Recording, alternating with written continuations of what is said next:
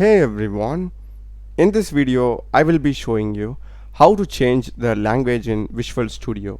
So let's get started. So if you go to Visual Studio and click on Tools, then select Options, and in Options you need to go to International Settings.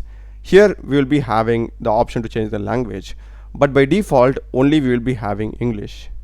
So to change the language, here as it says, we need to use Visual Studio Installer to add additional languages. So just select OK and search for Visual Studio Installer. You'll be having this, open it, and here you need to select modify. I'm having here both 2019 as well as 2022 version, so you just need to click on modify for which one you want to change.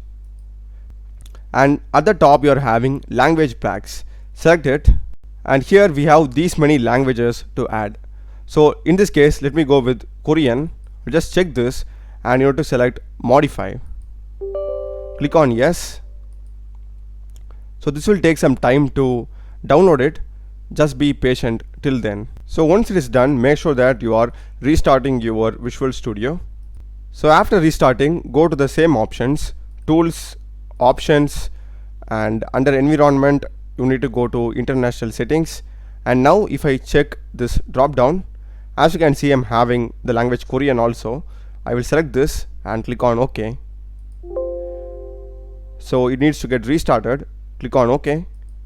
So make sure that you just close and open Visual Studio again. So as you can see here, the language has changed here also, and it has literally changed everywhere. So that's basically how you change the language, guys. Do check the playlist of my channel. Done a lot of videos in programming and AI tools. Subscribe me. Thanks for watching.